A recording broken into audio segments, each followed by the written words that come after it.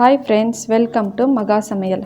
நம்ம இன்றைக்கி சுவையான சுட சுட வெஜிடபிள் போண்டா எப்படி செய்கிறதுன்னு பார்க்கலாம்.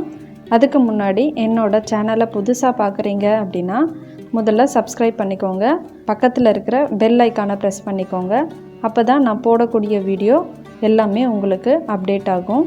வெஜிடபிள் போண்டா செய்ய தேவையான பொருட்கள்: கேரட் 1, பீன்ஸ் 10, பீட்ரூட் பாதி, உருளைக்கிழங்கு 1, குடைமிளகாய் பாதி, பச்சை மிளகாய் 1, வெங்காயம் 1, தக்காளி 1, கருவேப்பிலை கொத்தமல்லி சிறிதளவு, இஞ்சி பூண்டு விழுது 1 தேக்கரண்டி, கரம் மசாலா சிறிதளவு, மிளகாய் பொடி 1 தேக்கரண்டி, உப்பு தேவையான அளவு, எண்ணெய் தேவையான அளவு. வாங்க எப்படி செய்யலான்னு பார்க்கலாம். இப்போது எல்லா காயுமே பொடியாக நறுக்கி வச்சுருக்கேன். நறுக்கி வச்சது எல்லாத்தையும் ஒரு குக்கரில் ஒன்று ஒன்றா சேர்த்துக்க போகிறேன். பீட்ரூட் சேர்த்துக்கிறேன்.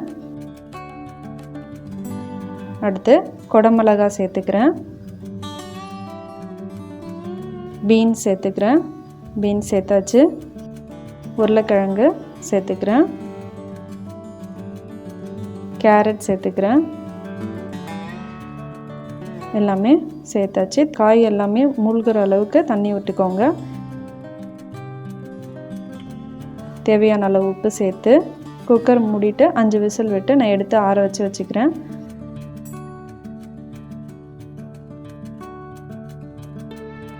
அதுக்கப்புறம் கடாயில் 2 தேக்கரண்டி எண்ணெய் விட்டு பொடியை நறுக்கி வச்சுருக்க ஒரு பச்சை மிளகாவை எண்ணெயில் போட்டு நல்லா வதக்கிக்கிறேன்.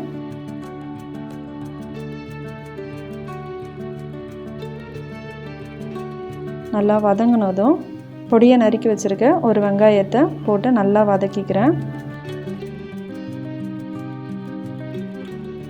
நல்லா வதங்கிருச்சு. இப்போது சிறிதளவு கருவேப்பிலை கொத்தமல்லி சேர்த்து நல்லா வதக்கிக்கிறேன். நல்லா வதங்கிருச்சு. இப்போது பொடியை நறுக்கி வச்சுருக்க ஒரு தக்காளியை சேர்த்து நல்லா குழையிற அளவுக்கு நல்லா வதக்கிக்கிறேன். நல்லா வதங்கிருச்சு. இஞ்சி பூண்டு விழுது 1 தேக்கரண்டி சேர்த்துக்கிறேன். இஞ்சி பூண்டு நல்லா பச்சை வாசனை போகிற அளவுக்கு நல்லா வதக்கிக்கிறேன். நல்லா வதங்கிருச்சு. சிறிதளவு கரம் மசாலா, 1 தேக்கரண்டி மிளகாய் பொடி சேர்த்து நல்லா வதக்கிக்கிறேன். நல்லா வதங்கியாச்சு. இப்போது வேக வச்ச காய் எடுத்து எல்லாத்தையும் சேர்த்துக்கிறேன். சேர்த்து ஒரு கிளறி விட்டு நல்லா மசாலாலாம் அதில் சேர்ந்துருச்சு.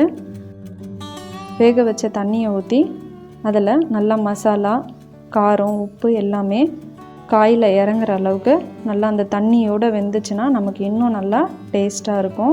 எல்லாம் மசாலாலாம் சேர்ந்து வந்துருச்சு. நான் எடுத்து ஆற வச்சுக்கிறேன்.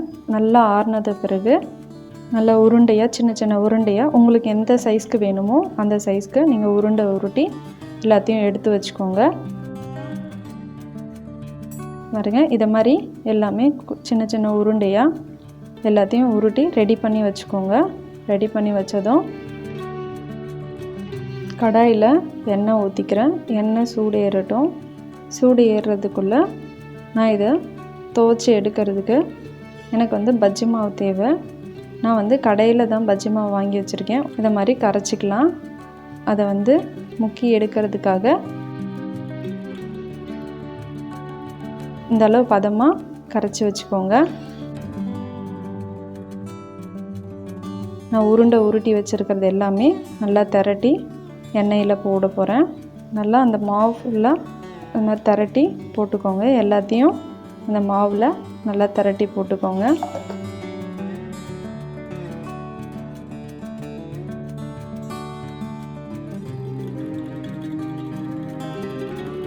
திரட்டி போட்டுட்டேன். இப்போது திருப்பி விட்டு வேகட்டும். எல்லாத்தையும் திருப்பி விடுங்க. நல்லா வேகட்டும். நல்லா வெந்து வந்த உடனே எடுக்கலாம். பாருங்கள், திருப்பி விட்டாச்சு. நல்லா வெந்துருச்சு. மீதி இருக்க எல்லா போண்டாவையும் நான் அதே மாதிரி போட்டு எடுத்துக்கிறேன். உங்களுக்கு சுவையாகவும் இருக்கும். நம்ம வீட்டுக்கு திடீர்னு யாராவது கெஸ்ட்டு வந்துட்டாலும் இதை மாதிரி செஞ்சு கொடுங்க. இந்த மாதிரி செஞ்சு கொடுத்தாலும் எல்லோரும் விரும்பி சாப்பிடுவாங்க. நம்ம கடையில் ஏதாச்சும் வாங்கி கொடுக்கறத விட இதை மாதிரி செஞ்சு கொடுத்தா ரொம்ப ஹெல்த்தியாகவும் இருக்கும்.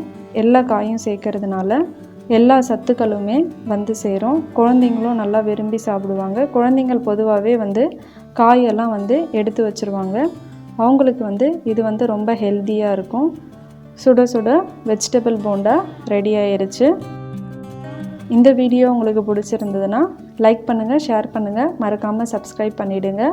இதை செஞ்சு பாருங்கள். செஞ்சு பார்த்துட்டு எப்படி இருக்குன்னு கமெண்ட் பண்ணுங்கள். மீண்டும் ஒரு ரெசிபியோடு நான் உங்களை சந்திக்கிறேன். வணக்கம்.